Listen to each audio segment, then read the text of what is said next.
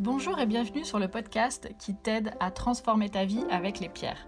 Je m'appelle Angélique, je suis la cofondatrice d'universminéral.fr et notre mission est de vous aider à travers les pierres à vous reconnecter à vous-même pour incarner votre plein potentiel.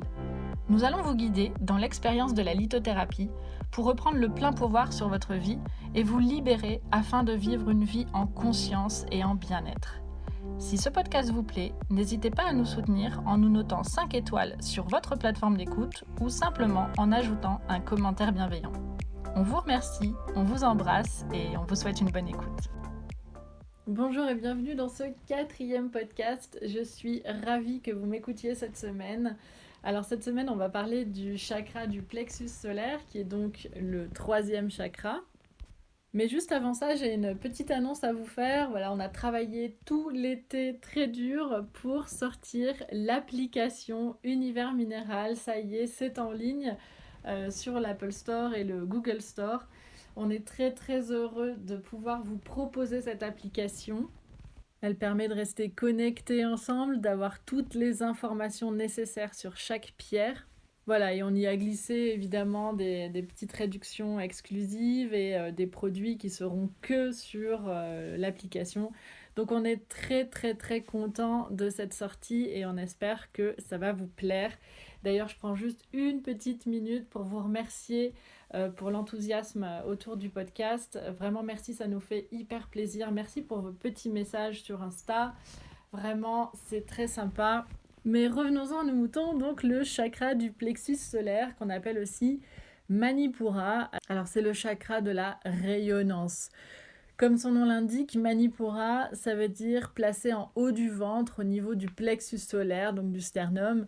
Il régit le pouvoir personnel, la confiance qu'on se porte, l'estime de soi et aussi nos limites. Physiquement, c'est un chakra qui va être lié à l'estomac, au diaphragme, au foie et plus largement au système immunitaire et aussi au milieu du dos ainsi qu'au pancréas et au système urinaire. Alors, comment savoir si son chakra est équilibré ? Un chakra du plexus solaire équilibré, c'est une énergie affirmée. On se sent sûr de soi, précis, concentré. On va montrer au monde sa valeur, on va montrer qu'on brille et qu'on fait confiance à son intuition et on est dans l'action.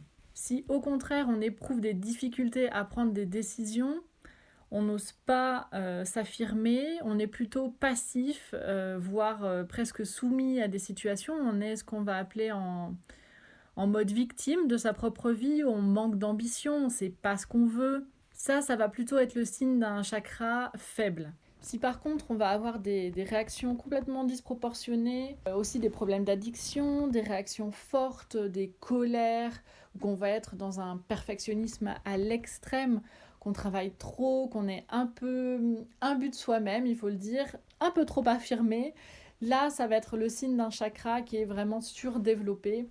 Alors quels sont les cristaux qui vont pouvoir nous aider ? Eh bien tout ce qui va être de couleur jaune miel. Donc comme la semaine dernière, la citrine et l'ambre sont d'excellentes pierres pour rééquilibrer le chakra du plexus solaire, mais aussi l'œil de tigre.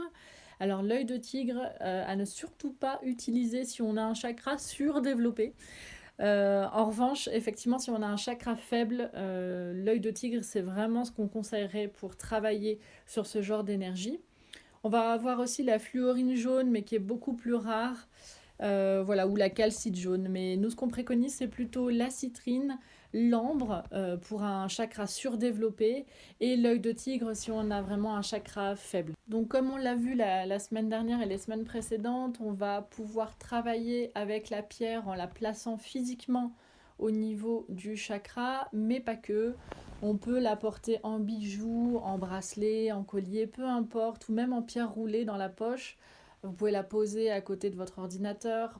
Voilà, là, dans cette configuration-là, on va plutôt s'en servir d'ancrage. On va mettre une intention sur la pierre et à chaque fois qu'on va observer cette pierre, qu'on va la toucher, qu'on va la prendre dans ses mains, on va se rappeler cette intention et donc on va se remettre dans l'énergie de rééquilibrer ce chakra. Voilà, c'est tout pour aujourd'hui. Je vous remercie de m'avoir écouté. Vous pouvez nous retrouver sur Instagram, @univers minéral et bien sûr dans la boutique universminéral.fr, vous retrouverez toutes les pierres pour vous aider à travailler sur tous les chakras, notamment celui du plexus solaire. On vous propose de l'ambre du Mexique, on a de la citrine de Madagascar et bien d'autres pierres. On a aussi des coffrets lithothérapie, des coffrets 7 chakras qui arrivent très prochainement, qu'on vous a préparé là pour les fêtes. On est ravis de vous proposer tous ces beaux produits. Voilà, écoutez, je vous remercie de m'avoir écouté. On se retrouve la semaine prochaine pour parler du chakra du cœur. En attendant, je vous souhaite une excellente semaine et surtout, prenez bien soin de vous. À bientôt.